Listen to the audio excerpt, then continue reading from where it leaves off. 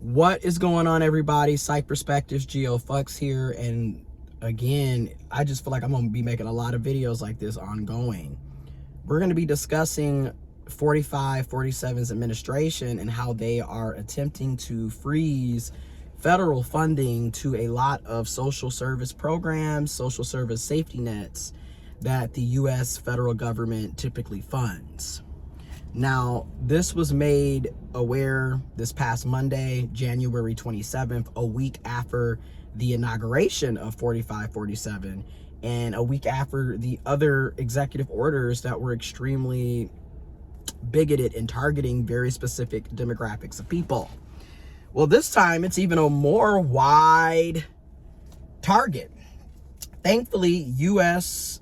district judge, a federal judge, was able to block it for the moment, for the time being, thanks to U.S. District Judge Lauren Alican.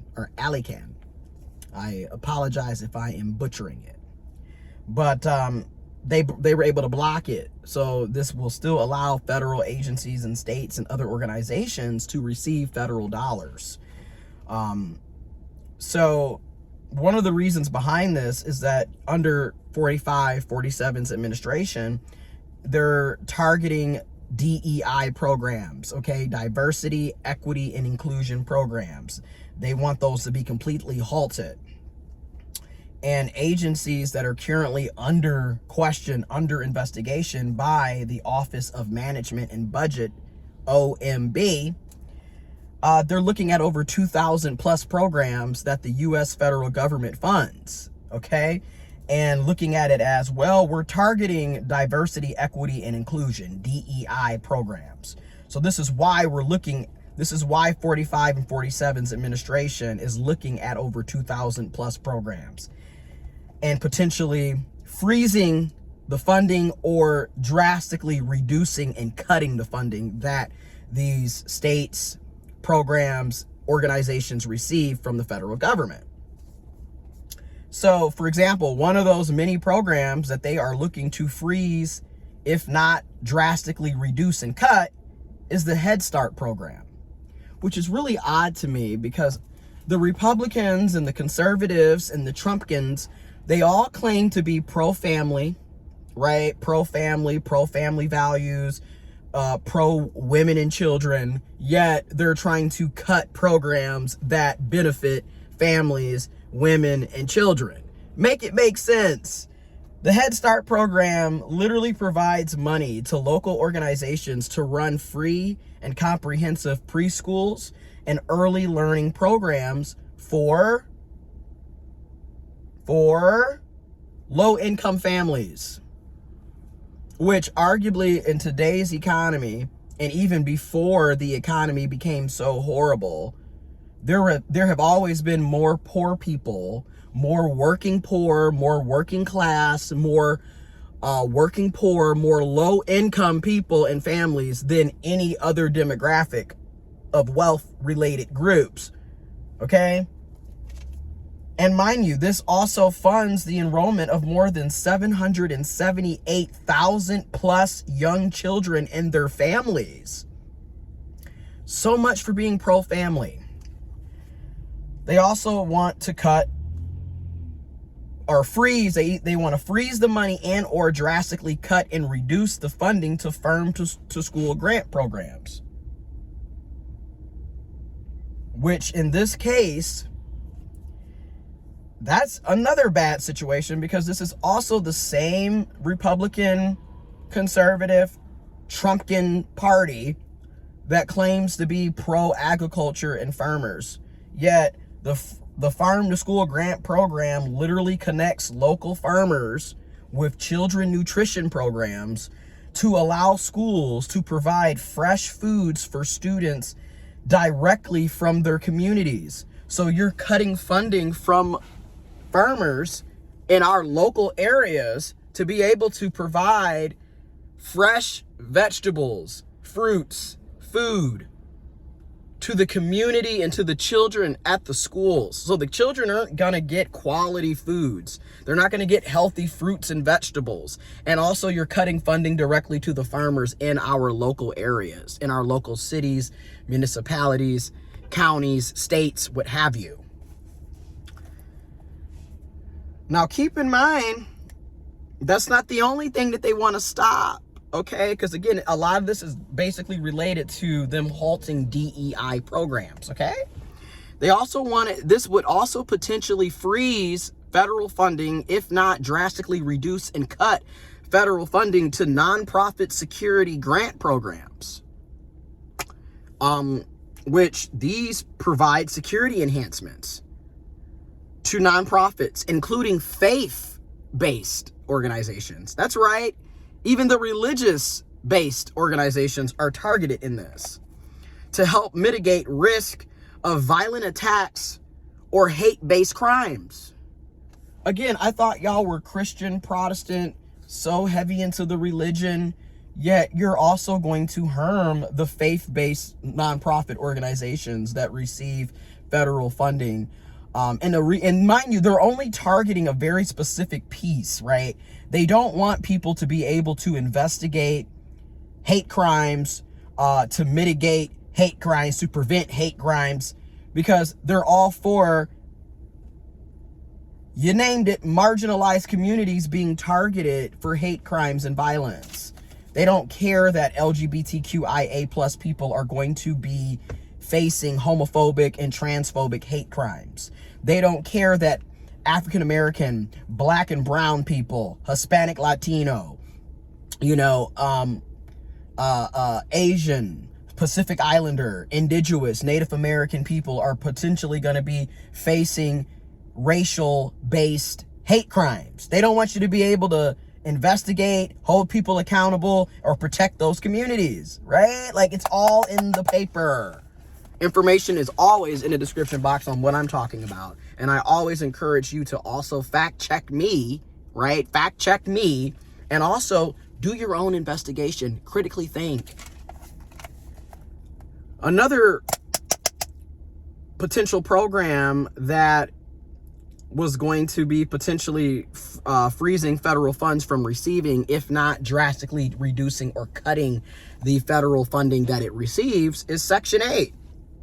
Section 8, the House Choice Voucher housing, okay, affordable housing, which provides rental assistance to more than 4 million plus households, which is roughly around 7.3 million plus people, through both vouchers and direct subsidy to properties. So a lot of people that are low income, that are essentially at the poverty line or hovering underneath the poverty line, we're going to potentially lose housing, shelter, at a time when the rent prices across the United States of America are astronomically high. I mean, your average rent price across the country is well over $1,000 plus a month, give or take. Obviously, in certain cities and states, it's lower than $1,000 slightly. But overwhelmingly, if we're looking at it from an average of all of the states in the USA, your average rent is $1,000 plus per month.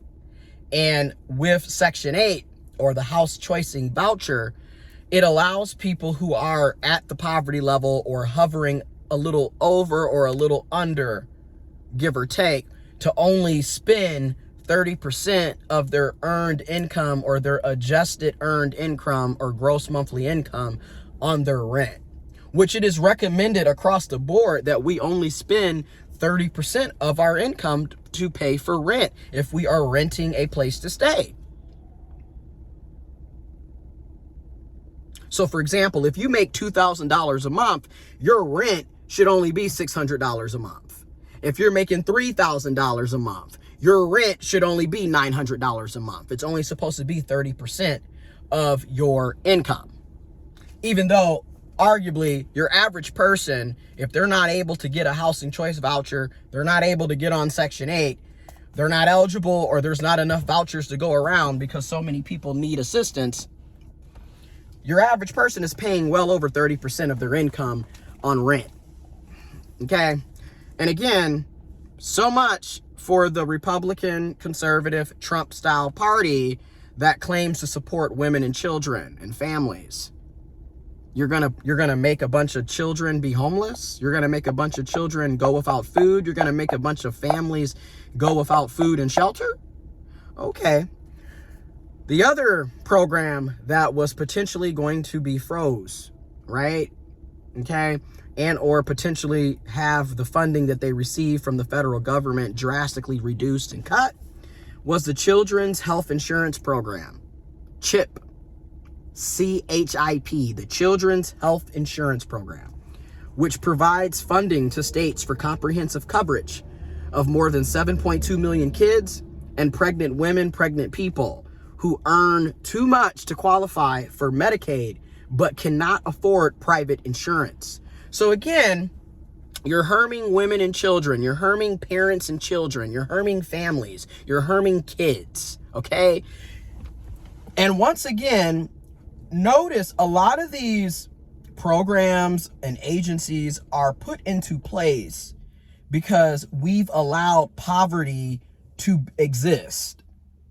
If we would start holding companies, okay, jobs, employers accountable for paying living wages, paying family wages, so people could actually take care of themselves and their children and their families and their responsibilities, because the wages would reflect the actual cost of living, it would actually take inflation, aka price gouging, into consideration and be matching the cost of living, we wouldn't need all of these programs to begin with. But because this government has allowed corporations and businesses and companies and jobs and employers to consistently underpay their employees, consistently keep people impoverished, living check to check, we have to have these programs and initiatives put in place as a safety net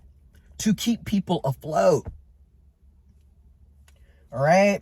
Another program that was potentially going to be froze from federal funding, if not potentially receive drastic decreases and cuts to the federal funding that it received, the Special Supplemental Nutrition Program for Women, Infants, and Children, WIC, W-I-C, Women, Infant, and Children, which provides nutrition assistance for 1.5 million infants, babies, and 1.6 million new mothers, parents, and 3.8 million very young children, typically age 5 or younger. Was gonna freeze that federal funding and or potentially reduce it significantly, as in cutting the funding. So again, I thought women, infants, and children and family were so important. You know, you're so anti-abortion, anti-pro-choice, anti-bodily autonomy, yet when the baby is here, you don't want to help it be taken care of in any form or fashion. You don't want it to have food. You don't want it to have health insurance. You don't want it to have shelter. You don't want it to have education. You don't want it to have health care. But we're going to force you to have children. We're going to force you to give birth so you can live in poverty indefinitely. Welcome to America.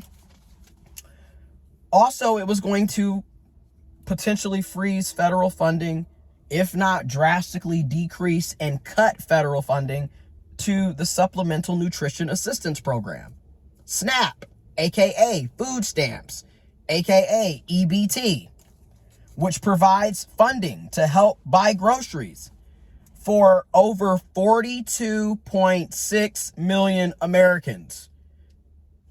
42.6 million Americans or more Americans rely on SNAP, Supplemental Nutrition Assistance Program, so they can buy groceries and get food for themselves, for their children, for their families.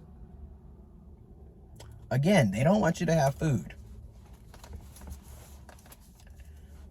This was also going to potentially freeze federal funding, if not drastically decrease and cut federal funding to Title I education grants, which provides funding to more than 50,000 plus elementary and secondary public schools. So your elementary, your middle school, high schools in low income neighborhoods where the education needs are greater.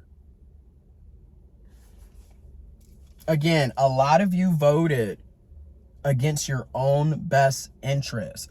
A lot of you voted against programs that you currently use, that a lot of us are using, a lot of us need, but you voted against it. And I'm going to keep saying it. A lot of people voted against their own interests, their own best interests, and programs that benefit the vast majority of the people in this country because of ignorance and being uninformed and uneducated, and also because people are just straight up bigots. Okay, like people are racist, people are homophobic, they are transphobic, they're misogynistic, they're classist.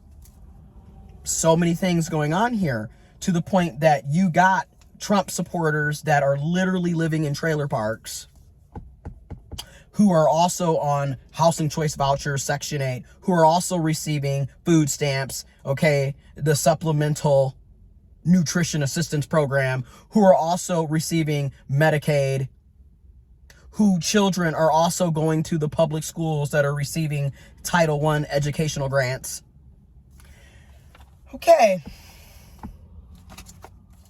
And it keeps getting worse and worse and worse. They were also going to potentially freeze federal funding, if not drastically reduce and cut federal funding to the IDEA Special Education and Rehabilitation Service Grant, which provides federal funding to states to help 7.5 million school-age kids and 800,000 adults with disabilities obtain education and or employment. So again, if you are living with disabilities, if you are lower income, if you are a child, okay, if you are a woman or a parent, or you are a caregiver for a family, they don't want you to live. They don't want you to thrive. They don't want you to have any type of support or assistance. But yet they want to constantly run these campaigns about women and children and family values, and how they're going to lower the cost of groceries. Meanwhile, the cost of groceries have not been lowered with any of these executive orders. In fact, eggs have doubled in price since he's gotten in office. I mean, literally, a carton of eggs is going to run you damn near $7. It was $3.50. So I'm just saying, you know, how is targeting these programs lowering the cost of groceries? All right. They also wanted to cut the federal government freeze, was potentially also going to, if not drastically cut or decrease the funding to the Children Nutrition Program, including the National School Lunch Program, which provides federal funding to states to provide free or low-cost meals to nearly 30 million children on an average day, right? So if we're looking at it from a work week or a business week, when we look at Monday through Friday, that is 5 days where 30 million children are receiving free to low-cost meals. So you don't want kids to have food. You don't want them to go to school. You don't want them to have health care. You don't want them to have food. You don't want them to have shelter. You don't want them... It's insane. Okay? Remember this when they talk about DEI, diversity, equity, and inclusion, because once again, a lot of you thought it was just going to be the LGBTQIA plus community. You thought it was going to be the transgender community. You thought it was only going to be the Black and brown, Hispanic and Latino, Native American, indigenous people of color communities. And then you completely left out, you too are also a part of diversity, equity, and inclusion. All right, the other program that was going to be potentially frozen out for federal funding, if not drastically decreased and cut federal funding to, the Child Care and Development Block Grants, or the CCDBG, okay, which provides federal funding to states to help who? To help low-income families afford childcare, servicing more than 1.3 million children every single month. So again, this is an all-out attack against low-income people, working-class people, working poor people, middle-class people. Because a lot of people who claim to be middle class are not middle class. And what I mean by that is, basically in today's economy, if you're not making six figures, you are no longer considered middle class. Okay? It just needs to be said. It used to be a time $50,000 a year was a middle class salary, and that was like 10 plus years ago. Today, you're working check to check just like everybody else. You probably have a part-time job or a side hustle to offset the cost of living, because $50K a year is no longer a decent wage or salary. Not in today's economy, not in today's inflation. I'm just being real. Remember that. It was also going to cut freezing potentially, if not drastically cut and reduce funding to the Community Health Center program, which helps keep the door open for more than 1,300 plus community health centers, serving over 31 million plus people, 31 million plus patients across the country each year. And the federal government grants make up 11% of the total revenue for community health centers. So thanks to the U.S. District Judge, Lauren Alican, and I apologize if I am mispronouncing your last name or first name. I apologize. But because of that U.S. District Judge, we have a block against 4547's administration cutting or completely freezing the federal funding to these programs. But if this is enacted and is able to go through, you're going to see a lot of community health centers close, which is going to harm a lot of low-income people, which is going to harm a lot of people of color, which is going to harm a lot of women and children, harm a lot of families. Because where are they going to get their health care? Where are they going to go to get doctor's appointments? You know what I'm saying? Where are they going to go to get their labs? Who's going to check their blood pressure? Who's going to look at their diabetes? Who's going to look at, their dental, if they need to get, just think about these things, right? Also, Medicaid provides matching funding to states for health insurance, helping nearly 1 in 5 Americans, including low-income people, pregnant women, pregnant people, seniors, and people with disabilities. So keep that in mind when you hear about these federal programs, agencies having federal freezes and that are going to potentially freeze the funding that they receive from the federal government if or drastically decrease, cut the federal funding that the programs would be receiving from the federal government, and how this ultimately impacts everybody or most people. Most people are receiving some type of social service program, some type of social service safety net. A lot of us know people that are benefiting from that, who need that. And I'm going to say this too, because privilege is a hell of a thing. So when I look at myself, I don't need Section 8. I don't need housing choice vouchers. But I don't mind a portion of my taxes going to affordable housing, Section 8, housing choice vouchers, because I don't want other people who can't afford to pay these high, out of control rents be homeless. I don't want children to be homeless. I don't want women to be homeless. I don't want men to be homeless. I don't want people to be homeless.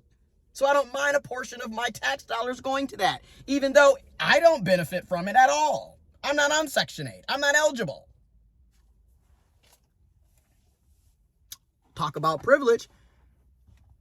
I have a full-time job currently that provides me with health care, a private health care through my employer.